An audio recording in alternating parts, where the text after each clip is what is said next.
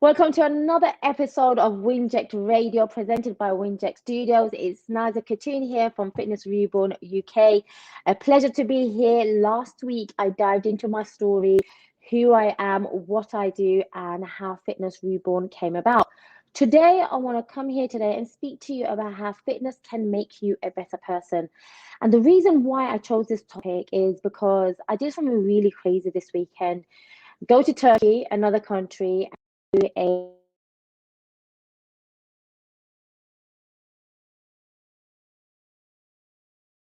preparing myself without any kind of training beforehand, without any kind of mental training. And these are the things that I found that really helped me become a better person. And I'm going to use the example of my race Sunday, this weekend gone, and fitness overall and how it can apply to every single person that's probably tuned in today. I don't care whether you are a multimillionaire, whether you're somebody who is just starting off a business, a mom, a full-time mom, or just if you're human, just train, exercise, fitness, any kind. And I remember from the top of my head, don't quote me, Socrates said something so beautiful. Isn't it a shame that man has a body, but he never gets to see the true potential of what that body can do? And this is where it starts, and this is where it will finish. And I can hear the Hoover downstairs. So I need to tell them to turn that off right now. Hello, can you just stop and do it later, please? Sorry. It's okay. Look, these things happen, but we just gotta crack on. So can fitness make you a better person? Essentially, yes. Can fitness make you somebody extraordinary? 100% yes. This weekend, when I did a marathon training and the marathon race, shall I say, I had no idea what I was going to expect from myself. And at the beginning stages, I said to myself and my sisters, you know what, I'm just going to walk it. And I thought, hold on a minute. I'm telling myself something that's not true because once I start this race, I have a feeling that competitive part of me will take over. And it did. I started the race off running and I got into a nice steady state. And then by the time you know it, it's already 40 minutes in.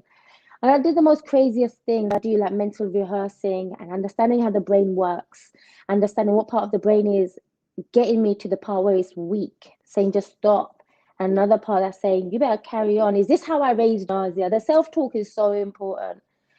And when I finished that race on Sunday, exactly 11 past 11, it was a moment of celebration. It was a moment of understanding the true meaning behind how you can achieve something, even though you may not have done any kind of preparation beforehand. And the human being, when we're put into something, we always perform. We do it one way or another. And in that race, there were so many memories that went on in my head. And one of them was understanding who I was before I became an athlete, a amateur boxer in my 20s, and who I am now. And boxing as a sport made me confident. It elevated me to this euphoric mentality, like I was invincible. It happens. We have a big ego as athletes at some point, and knowing how to work with it is also important. But one thing that really made me think about was when these girls walk into the studio, through the doors in the studio, I mean, is who they start off as and how they finish at the end, whether it's an 8 week program or it's a 12-week program. I watch these clients evolve into something. I don't even have a clue who they're going to be in that moment or when they finish the program. And the message really is, if you are somebody who's struggling with, how do I say it? We all have negative habits. If you're struggling with your negative habits, with your patterns, with feeling unmotivated, especially now in the UK, the weather's changing. So we need something to pull ourselves out of our comfort zone. If you're somebody who's constantly struggling with anxiety, depression, negative thoughts, fitness really is the place.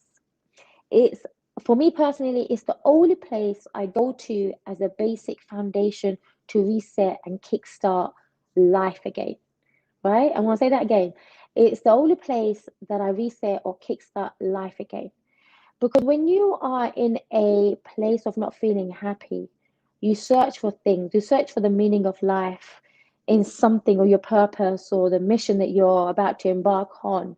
And a lot of us forget that this body is the home that is housing us from the time we're born to the time that we die.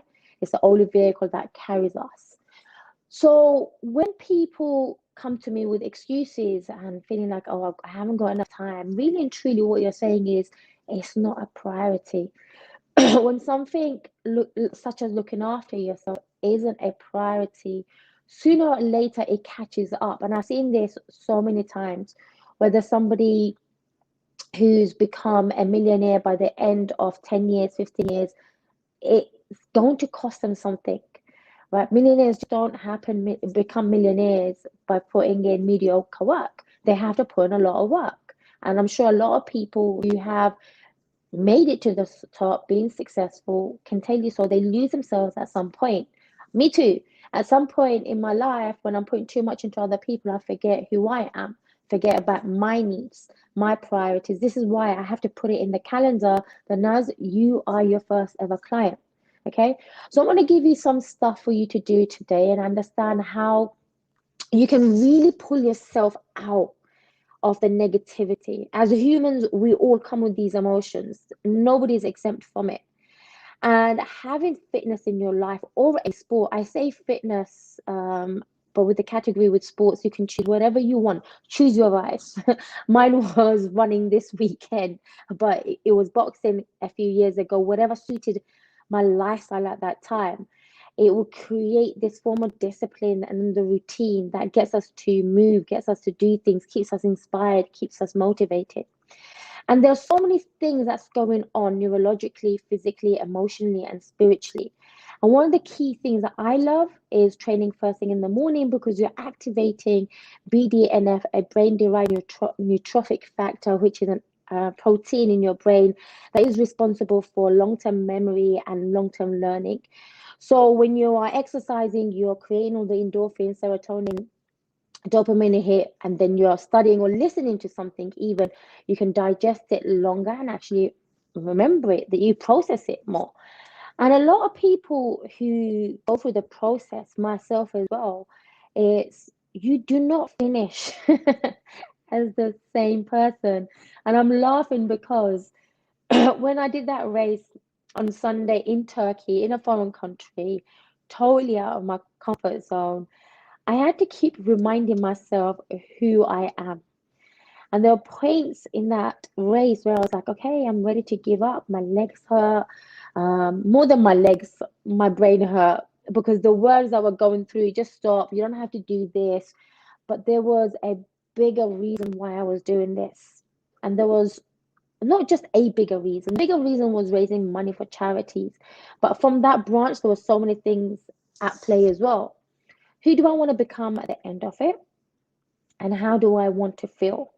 And there's a certain weakness that you have to pull out. And I feel a lot of people miss out on the core joy, the happiness of life because they're not moving.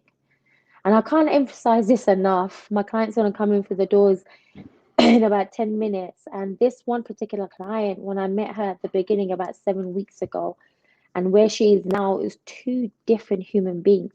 You can't recognize her.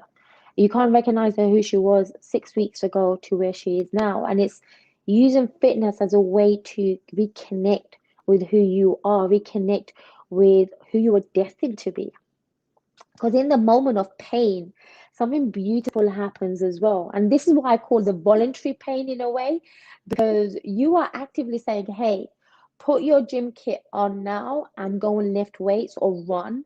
And in that run or lifting weights or wherever the vital sport is, you know, essentially it's going to be challenging.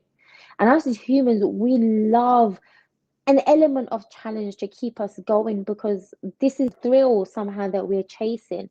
If I can do this, I wonder what else I can do in the future. Like on Sunday, Coming back on that plane, I created a bucket list. And that bucket list was something that made me feel excited, gave me this little essence of a thrill about being alive. And being alive was such a beautiful thing, being able to travel again, being able to move again, being able to raise money for charity because I'm in a physical body that I can do this and have the influence for other people to actually donate as well. So that was a blessing. And that bucket list made me go into a different part of my brain where it was like, what else can you do, Naz? What else? What are the possibilities? And I feel a lot of the times anxiety, sadness, depression, fear even can be controlled by us making a vital choice in teaching ourselves and training ourselves to go and participate in exercise or some kind of sports, movement, whatever it is. So coming back to the question of fitness, not question, the statement of fitness and sports can make you a better person, yes. Essentially, you're working with who you are. It's a personal target for what you're doing. It's a personal target for or challenge for who you want to become at the end. And every single one of us at this moment in time need something to focus on.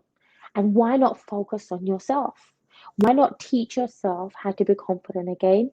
How to become the best in the department that you're working in. And I say this with a lot of love and affection to people who work for themselves because we don't have a boss. I don't have a boss. Sometimes I suck at managing my own timetable. I'm not organized enough, but having that discipline of fitness as a base can literally trickle off so many other different habits, the good ones. And this just made me remember something as well, where I'm really good at motivating my own self to get out of bed at 6 o'clock in the morning and train. The other parts of me is not so good, being organized, keeping my house clean. And lately, I've been doing this thing where I command my brain, hey, do this task now, you will get a reward. If you don't do it, you're not going to do this. And this is the same kind of thing that you have to apply when it comes to bettering you. Because at the end of the day, nobody else is going to do it for you, unfortunately. I wish there was, but there isn't.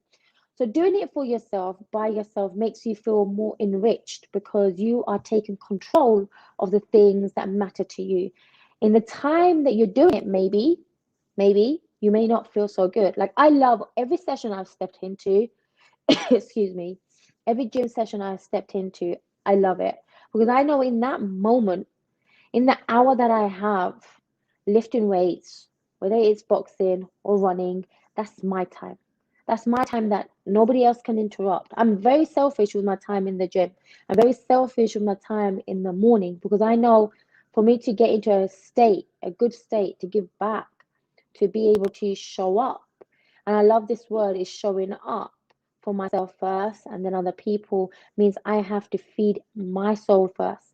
And again, coming back to this baseline of fitness, sports, running, whatever it is, you choose who you step into, the version of yourself that you want to become for that day, for that month, for that year. And I feel like over the years also, practicing certain things has made me a lot more engaged with who I am, in tune with who I am. And I was just telling this to another client before. A lot of us do not know who we are yet. Me too. I feel there's so much more about me that I need to unravel and pull out. And there are people out there supporting me and bringing the best out of me as well. But at the baseline, I have to do it for myself, understanding um, my gift, should I say, not potential, my gift to what I have to offer. If I wasn't in the fitness industry, 100%, I believe I'll be doing something that would be quite unique in terms of inspiring females or men and motivating them to take control of something of what they're doing as well. So I want to leave you guys on this, and the two things I want to leave you on is make a decision in the next couple of weeks before 2022 who you want to become for the next year. Do not start your New Year goals on New Year's Day. I beg you, please, just don't do it. And we'll talk about this in another live next week of how the fitness industry actually fails us. And you will understand why New Year's goals is a myth, it's fake. We don't need it in life. So that's one. Find out who you want to become for the new year. Start scribbling it down, start writing it down now. Okay. We haven't got long left till 2022. And then, secondly, visualize the person you want to already become, right? And I do this task all the time, even with myself. If I start on this new routine now, Nazia, who are you going to become? Who do you want to become? Who do you want to feel like? What do you want to feel like? So that's it. Use fitness as a tool. Use fitness as a way to become who you want to become by stepping into that version of yourself as if it's already happened. So until next time, speak to you then and take care. Podcast is brought to you by WINJECT Studios. We are an all-in-one educational platform for podcasters that revolutionizes how hosts leverage content to increase engagement with listeners, downloads, and income. We come together to focus on community, collaboration, and collective impact. For more information on how you can interact directly with our hosts, access exclusive live content with offers you can't get anywhere else from our official partners, join our purpose-driven community by visiting www.winject.com. If you're ready to build a career doing what you love, then we're ready to see you there.